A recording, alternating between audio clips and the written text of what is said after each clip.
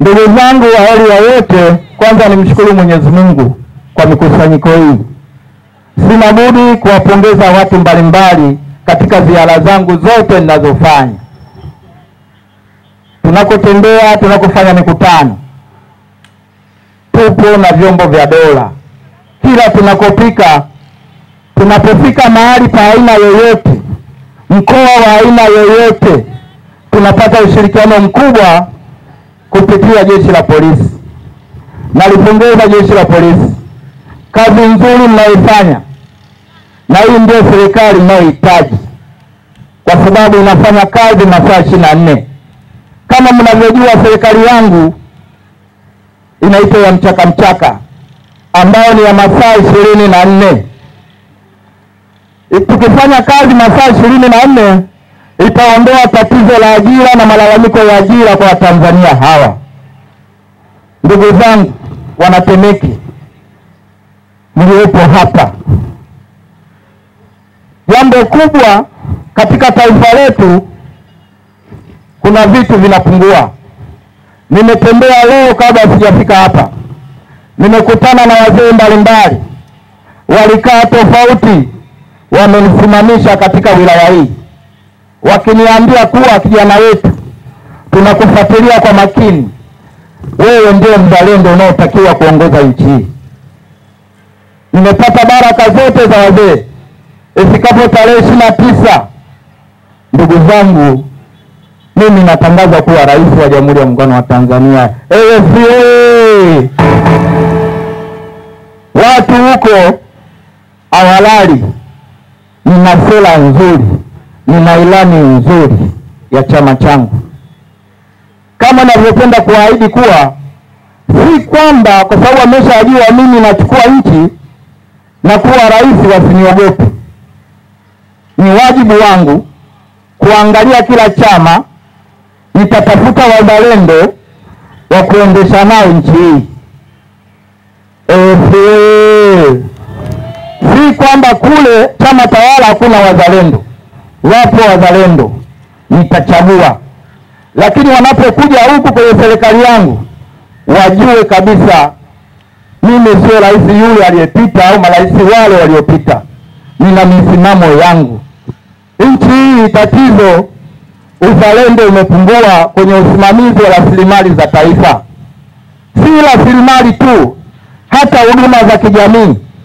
Kwenye masuala ya afya, wenzangu hapa wamesema kwamba kuna changamoto kwenye masuala ya afya. Kwenye masuala ya afya, ndugu zangu Wanatemeke, nimesema kila ninakoenda, haiwezekani kituo cha afya kikakosa kuwa na afya. Haiwezekani. Kituo cha afya lazima kiwe na afya. Maana ya kuwa na afya ni miundombinu ndani ya kituo kile. Zipo zahanati mbalimbali, hospitali mbalimbali, lakini wahudumu wa hospitali ile au zahanati hawaishi mazingira yale. Nitakachokifanya tarehe 29 mkinichagua, kama zahanati imezunguka majumba ya watu, nitahakikisha ndani ya mwaka mmoja nalipa fidia watu wote kujenga nyumba za wahudumu wa hospitali. Haiwezekani Mtanzania huyu amepata majeraha, anaenda hospitali, anaambiwa daktari katoka, anakaa Mbagala na Kagongo la Mboto, wakati hospitali iko Temeke. Nahitaji mtaboresha majengo kwa ajili ya wafanyakazi wa zahanati wa hospitali ili wasiende mbali. Utatoka pale ni baada ya kustaafu. Temeke. Ndugu zangu, huu ni uchaguzi, lakini mnapochagua muwe mnaangalia. Chama changu kuna mgombea ubunge hapa, anaitwa Mheshimiwa Yusuf Lai. Simama kuone bwana. Huyu huyu ni kijana anaweza kutumika masaa yote, hata saa 8 ya usiku unamwamsha. Nahitaji watu kama hawa wa serikali ya mchaka ambao wanakimbiza mbio. Haiwezekani nchi yetu bado maskini, miundombinu mibovu, eti unaambiwa kufanya kazi mwisho saa 8. Haiwezekani. Karibu chini mheshimiwa.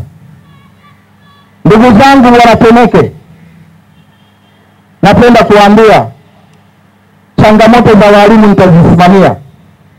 Walimu hawa ndio wamefundisha mafisadi, lakini walimu hawa bado wanaishi kwa shida.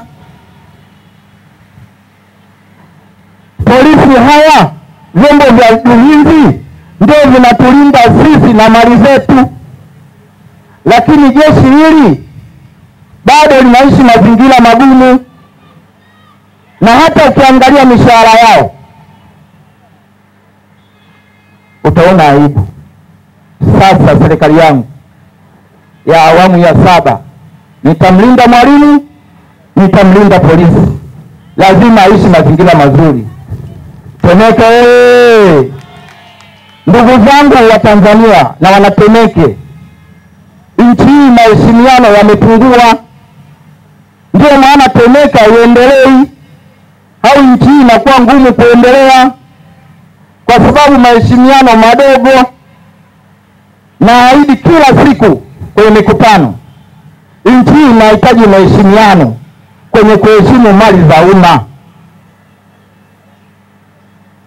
Watu wanafanya kazi kwa mazoea. Watu wanafanya kazi kwa mazoea. Serikali yangu ya awamu ya 7 nitahakikisha msimamizi yote yule wa mali za umma amepewa akajenge zahanati pale, akajenge shule pale. Wewe umeambiwa ukajenge zahanati ngapi? Umepewa bajeti ya zahanati 5 au 3. Badala yake umejenga zahanati 1. Nitakuwa na kitengo cha task force kwa ajili ya kufuatilia ujenzi wa aina yoyote unaofanyika kwenye pesa za umma. Na ndio maana nimewaahidi tarehe 29 Oktoba mkinichagua, Afrika unapochaguliwa unakuwa mwepesi kwenda Ikulu kufika pale. Lakini mimi nimeapa nikichaguliwa tarehe 29, ndugu zangu wa Tanzania na wanatemeke, sitakimbilia Ikulu mpaka niweke bwawa la adhabu pale Ikulu. Nitachimba bwawa la mamba, fisadi akaliwe na mamba, na nitasimamia mimi mwenyewe. Temeke wewe, haiwezekani. Na Watanzania hao wamezoea siku zote.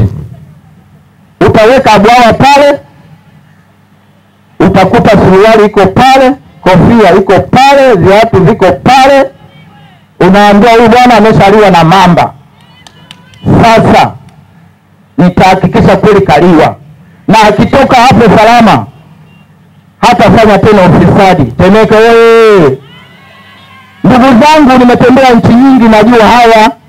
Hata hao wa China mnaowaona wanaheshimu pesa za umma.